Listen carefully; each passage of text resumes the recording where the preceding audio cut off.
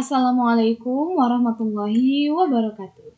Halo adik-adik, bagaimana nih kabarnya? Semoga sehat selalu ya. Kembali lagi bersama saya Rifki Dian Hasna. Kali ini saya akan membahas materi pembelajaran SMP kelas 8 yaitu tentang pola bilangan. Nah, untuk adik-adik nih yang sedang belajar tentang pola bilangan, boleh banget nih simak videonya karena di sini kita akan membahas apa itu pola bilangan dan nanti kita juga akan membahas contoh-contoh dari soal pola bilangan. Baik, tanpa berlama-lama, yuk kita mulai videonya. Oke, konsep pola bilangan.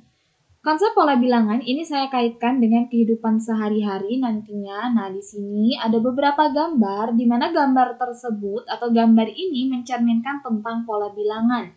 Jadi ada sebuah, kalau kita lihat di sini ada sebuah persegi yang membentuk suatu pola. Jadi di sini bisa kita sebut dengan pola 1, ada satu persegi. Kemudian di sini kita bisa sebut dengan pola 2. Pola 2 di sini ada 4 persegi. Kemudian di sini ada pola 3. Pola 3 di sini ada 9 persegi.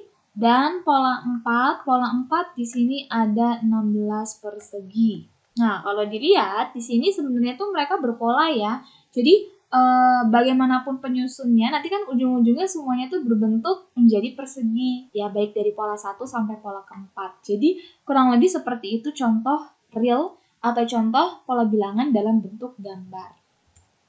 Atau seperti ini, seperti susunan-susunan gelas nih, ada 4 pola. Nah, masing-masing di sini mempunyai pola susun sendiri-sendiri ya. Kalau digabung maka akan membentuk suatu pola. Nah, di sini juga ada pola dari kumpulan permen. Di sini pola 1, ada 1 permen. Kemudian di sini ada pola 2. Pola 2 di sini ada 3 permen. Kemudian pola 3 di sini ada 5 permen ya. Jadi ada pertambahan 2 permen.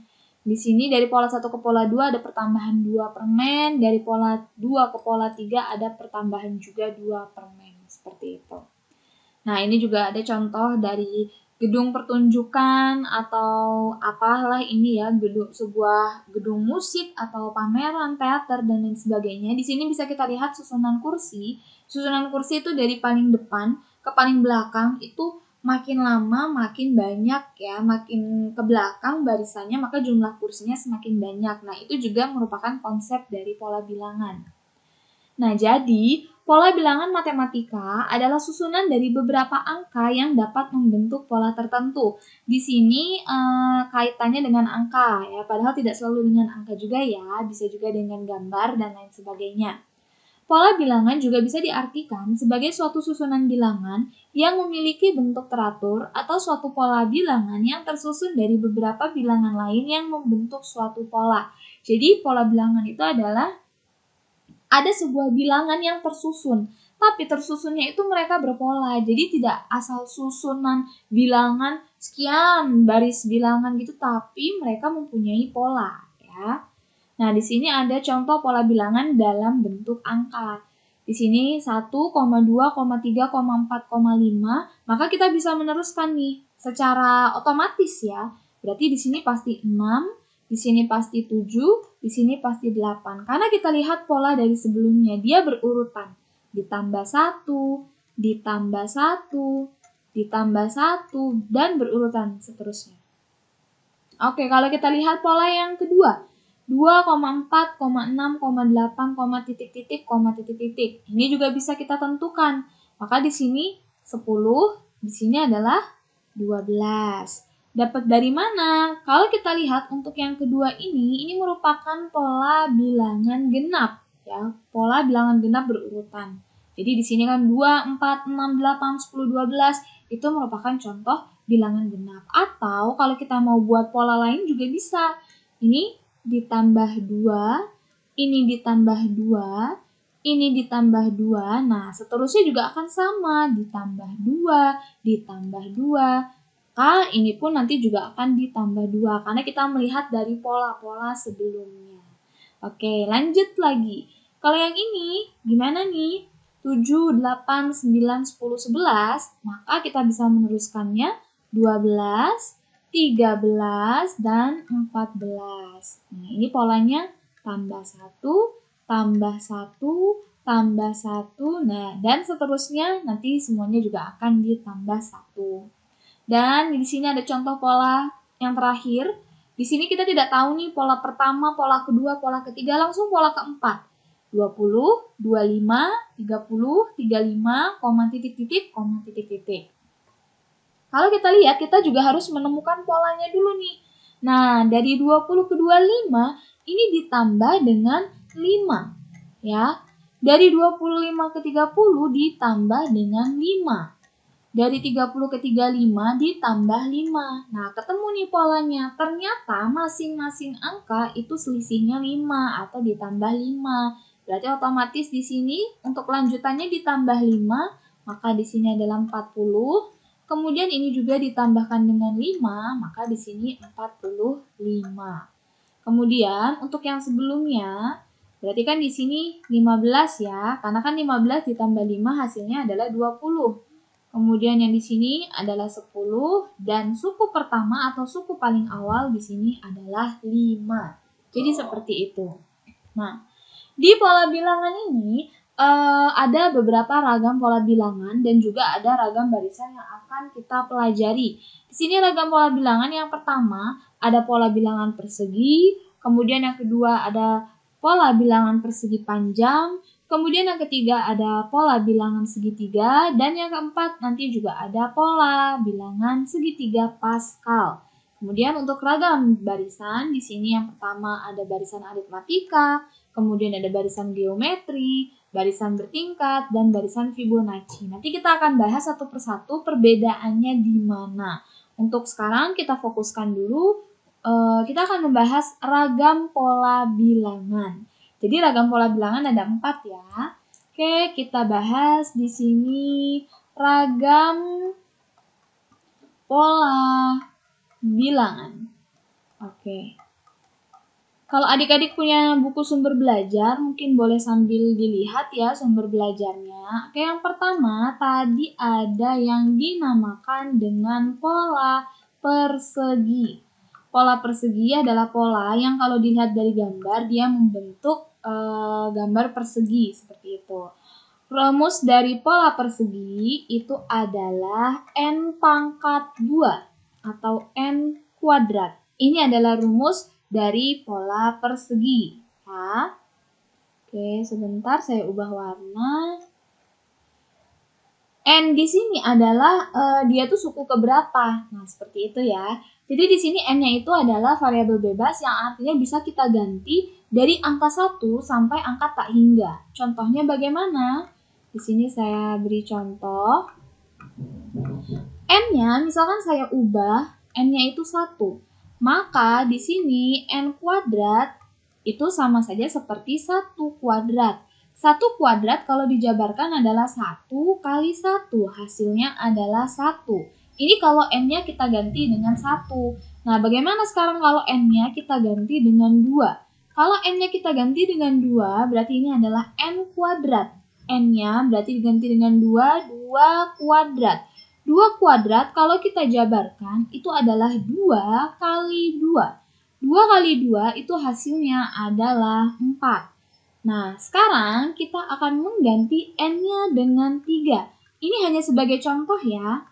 N-nya saya ganti 3, berarti di sini N pangkat 2. N-nya saya ganti 3, berarti 3 pangkat 2. Nah, di sini konsep perpangkatan ya. Konsep perpangkatan itu beda dengan perkalian. 3 pangkat 2 itu tidak sama dengan 3 dikali 2. Tapi kalau 3 pangkat 2 atau 3 kuadrat, itu penjabarannya adalah 3 dikalikan dengan 3. 3 dikali 3 hasilnya adalah 9. Dan seterusnya. Ya. Jadi di sini bisa kita berikan contoh bahwa contoh dari pola persegi itu adalah 1, 4, 9, dan seterusnya. Di sini bisa saya tulis 1, 4, 9, dan seterusnya. 1 di sini dia sebagai suku pertama atau U1 atau juga bisa disimbolkan dengan A. 4 di sini dia sebagai suku kedua atau U2 dan 9 di sini dia sebagai suku ketiga atau U3. Seperti itu. Nah, kita lanjut untuk yang kedua. Yang kedua tadi ada yang namanya pola persegi panjang. Pola persegi panjang ini dia juga punya rumus, tapi mungkin rumusnya berbeda ya dengan pola persegi. Kalau misalkan adik-adik lihat di buku, rumus dari pola persegi panjang itu adalah N dikali N ditambah 1. Nah, jadi seperti ini rumusnya. Kalau misalkan kita punya rumus seperti ini, yang pertama kali dikerjakan tentu yang ada di dalam kurung. Jadi jangan dikalikan dulu, tapi yang di dalam kurung itu harus kita kerjakan terlebih dahulu. Oke, sekarang contoh. N-nya saya ganti dengan 1. Tadi rumusnya adalah N dikali N ditambah 1. Oke, N-nya saya ganti 1, berarti 1 dikali N-nya saya ganti 1 lagi, berarti 1 ditambah 1. Kita kerjakan dulu yang di dalam kurung, berarti 1 dikali 1 ditambah 1 adalah 2. 1 dikali 2 hasilnya adalah 2. Kemudian kalau misalkan N-nya saya ganti dengan 2, berarti di sini kan 2 dikali N ditambah 1, N-nya 2, berarti 2 ditambah 1. 2 ditambah 1 hasilnya adalah 3. Berarti 2 dikalikan dengan 3. 2 dikali 3 hasilnya adalah 6. Lanjut lagi, kalau misalkan N-nya saya ganti dengan 3. Berarti sama saja 3 dikali N tambah 1, 3 ditambah 1.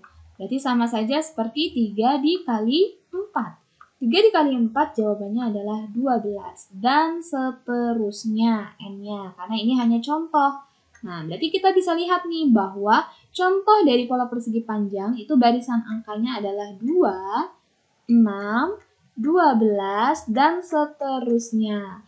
2 di sini dia sebagai U1 atau sebagai A, suku pertama. Kalau 6 di sini sebagai suku kedua dan 12 di sini ada sebagai suku ketiga. Baik, sekarang kita akan lanjutkan ke pola yang ketiga. Pola yang ketiga,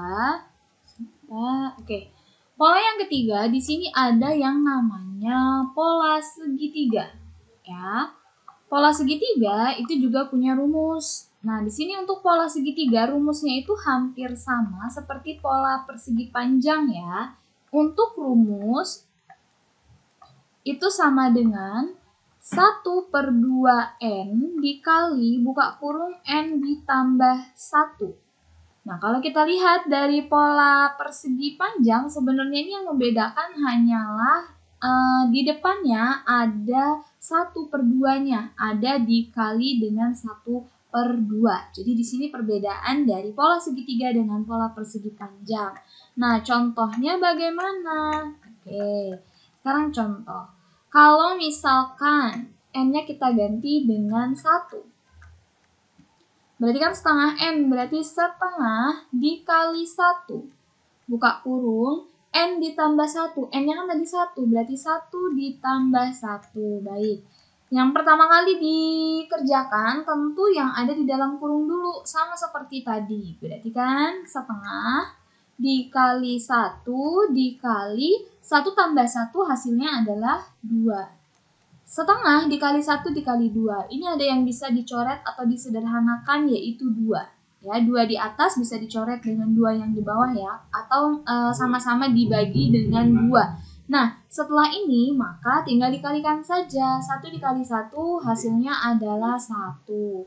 Kemudian kalau misalkan N-nya di sini saya ganti dengan 2. Berarti setengah dikali N. N-nya 2. Berarti di sini dikali 2. Kemudian N ditambah 1 berarti 2 ditambah 1. Nah, yang kita kerjakan di sini adalah yang di dalam kurung terlebih dahulu. Berarti setengah dikalikan dengan 2 dikalikan dengan 2 tambah 1 yaitu jawabannya adalah 3. Nah, sampai di sini bisa kita sederhanakan. Ada yang bisa kita coret atau sama-sama kita bagi 2, yaitu 2 yang di atas dengan 2 yang di bawah. Berarti sekarang tinggal dikalikan saja, 1 dikalikan dengan 3. 1 dikalikan dengan 3 jawabannya adalah 3. Sekarang selanjutnya, kalau misalkan N-nya di sini saya ganti dengan 3. Berarti setengah dikalikan dengan 3, kemudian dikalikan lagi dengan yang ada di dalam kurung, N ditambah 1. N-nya 3, 3 ditambah 1. Nah, berarti di sini setengah dikalikan dengan 3, dikalikan lagi dengan 3 ditambah 1, hasilnya adalah 4. Ini ada juga yang bisa disederhanakan, yaitu 4 dengan 2 sama-sama dibagi dengan 2. Yaitu hasilnya 2 ya, 2-nya diletakkan di atas. Berarti sisanya untuk yang atas itu tinggal 1 dikali 3 dikali 2. Hasilnya adalah 6. Maka kita bisa tahu bahwa dari pola segitiga ini contoh bilangannya adalah 1, 3,6 dan seterusnya.